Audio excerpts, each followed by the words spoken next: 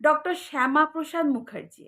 বিশ্বাস করুন, ডক্টর শ্যামাপ্রসাদ মুখার্জি যে কে ছিলেন, এই ব্যক্তিটি যে কে ছিলেন এবং ভারতীয় রাজনীতি, ভারতীয় স্বাধীনতা বা ভারতীয় জাতীয়তাবাদে তার যে কি অবদান, এই বিষয়ে জানতাম না। সত্যিই জানতাম না। কিন্তু জানতে পারলাম। তাই আপনাদের সাথেও শেয়ার করি। এতদিনে অনেকেই শ্যামাপ্রসাদ মুখার্জি আন্দোলনের কথা কম বেশি অনেকেই অবগত হয়েছেন যে তিনি আমাদের হিন্দুদের হোমল্যান্ড আন্দোলনের সঙ্গে যুক্ত ছিলেন। যে আমরা আজকে শ্যামাপ্রসাদ মুখার্জির জন্যই এই পশ্চিমবঙ্গকে পেয়েছি, যেখানে হিন্দুরা স্বাধীনভাবে বসবাস করতে পারছি। তা না হলে হয়তো এই পশ্চিমবঙ্গ বাংলাদেশের অন্তর্গত হতো এবং মুসলিমদের আন্ডারে আমাদেরকে থাকতে হতো। শ্যামাপ্রসাদ মুখার্জির অবদান শুধু পশ্চিমবঙ্গ গঠনে নয়, তার অবদান তার থেকেও অনেক বেশি। আপনারা শুনলে অবাক হবেন, অনেকেরই জানা নেই। আমাদের ৩৭০ ধারা বলে আর্টিকেলে একটি ধারা ছিল, আমাদের কনস্টিটিউশনে একটি ধারা ছিল, যেই ধারাটি সম্পূর্ণভাবে প্রযোজিত ছিল জম্মু এবং কাশ্মীরের জন্য। জম্মু এবং কাশ্মীরে কিন্তু নিজস্ব সংবিধান ছিল, নিজস্ব পতাকা ছিল। আর ডক্টর শ্যামাপ্রসাদ মুখার্জি বহুদিন ধরে স্বাধীনতার পরেই এই ৩৭০ ধারার বিরোধিতা করেছিলেন। যেখানে নেহেরু সরকার এই ৩৭০ ধারাকে বাঁচিয়ে রেখেছিলেন, কিন্তু কোনো মতেই সংবিধান থেকে অমিট করতে চাননি। ডক্টর শ্যামাপ্রসাদ মুখার্জি এই ৩৭০ ধারাকে অমিট করতে চেয়েছিলেন, পুরোপুরি সমালোচনা করেছিলেন। তিনি বলেছিলেন, একই দেশে দুরকম নীতি চলবে না। যদি চলে তবে ভারতের এই অখণ্ডতার, এই ইউনিটির দিকে প্রশ্নচিহ্ন দেখা দেবে। ভারতের স্বতন্ত্রতা, ভারতের অখণ্ডতাতে প্রশ্নচিহ্ন দেখা দিচ্ছে এই ৩৭০ ধারা।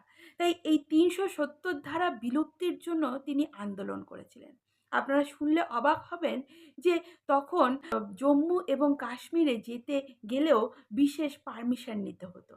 অটল বিহারী বাজপেয়ীর সাথে জম্মুতে কোনো পারমিশন ছাড়াই ঢুকেছিলেন। বলেছিলেন যে আমাদের দেশের অঙ্গ, আমাদের দেশের তাজ এই জম্মু এবং কাশ্মীর, এই ভূস্বর্গ, এই জায়গাটির জন্য কেন আলাদা সংবিধান থাকবে? কেন এই জায়গাটিতে অন্যান্য রাজ্যের মতো গভর্নর থাকবে না, অন্যান্য রাজ্যের মতো মুখ্যমন্ত্রী থাকবে না, অন্যান্য রাজ্যের মতো এই জায়গাটিও কেন আমাদের সংবিধান তথা প্রেসিডেন্টের অধীনে থাকবে না? প্রশ্ন তুলেছিলেন এবং তার জন্য আন্দোলন করেছিলেন। তিনি যখন বিনা পারমিশনে জম্মু এবং কাশ্মীরে গিয়েছিলেন, অজানাভাবে সেখানে তিনি অ্যারেস্ট হন এবং তিনি মারাও যান। অনেকে তার এই মৃত্যুটাকে নিয়ে ষড়যন্ত্রর গন্ধ খুঁজে পান, যে তাকে সরিয়ে দেওয়া হয়েছিল, ছিল। তো আসল ঘটনা কি হয়েছিল কেউ জানে না। কারণ নেহেরু সরকারের তিনি বিরোধিতা করেছিলেন। যারা এই শ্যামাপ্রসাদ মুখার্জিকে মুসলিম বিরোধী বলে তকমা দিয়ে থাকেন, তাদেরকে জানিয়ে রাখি, তিনি যদি সত্যিই মুসলিম বিরোধী হতেন তবে জম্মু এবং কাশ্মীরে তো মুসলিমের সংখ্যা অনেক বেশি। তবে সেই জায়গাটিকে তিনি কেন অখণ্ড ভারতের একটা অবিচ্ছেদ্য অঙ্গ হিসাবে যোগ করার জন্য আন্দোলন করবেন? বলুন তো? যারা তার মুখে শুনে বিভিন্ন রটনা রটান, তারা ইতিহাস পড়ুন, তারা জানার চেষ্টা করুন যে এই মানুষটি কত বড় জাতীয়তাবাদী ছিলেন, কত বড় আমাদের ভারতীয় অখণ্ডতার জন্য তিনি নিজের জীবনটাকেই বিলুপ্ত করে দিয়ে গেছেন। তাই শ্যামাপ্রসাদ মুখার্জিকে শুধুমাত্র আমাদের হিন্দুদের হোমল্যান্ড আন্দোলনের সর্বাধিকর্তা বা আমরা পশ্চিমবঙ্গকে পেয়েছি শ্যামাপ্রসাদ মুখার্জির জন্য, বা তিনি এই ভারতীয় জনতা পার্টির স্রষ্টা হিসাবে শুধুমাত্র যেসব তকমাগুলো পাচ্ছেন বা বিভিন্ন বিরোধিতা বা সমালোচনার মুখোমুখি হচ্ছেন, তার জীবনী পড়লে জানতে পারবেন তিনি কত বড় স্বাধীনতাবাদী, দেশপ্রেমী এবং সমাজ সংস্কারক ছিলেন, জাতীয়তাবাদীর মূর্ত প্রতীক ছিলেন। তিনি তার নিজের জীবনে ছিলেন একজন বিশাল বড় এডুকেশনিস্ট।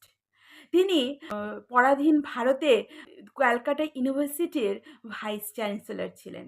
তিনি ছিলেন আমাদের সংবিধানের যে খসড়া কমিটি ছিল তার মেম্বার। তিনি ভারত স্বাধীন হওয়ার পরে আমাদের গোটা দেশের শিল্প এবং সঞ্চালক মন্ত্রী ছিলেন। এই নেহেরু সরকারের যে দেশবিরোধী কার্যকলাপ, দেশকে ভাগ করার মানসিকতা, তার বিরোধিতা করেছিলেন এবং তিনি এই কংগ্রেস পার্টিটিকে ছেড়েছিলেন।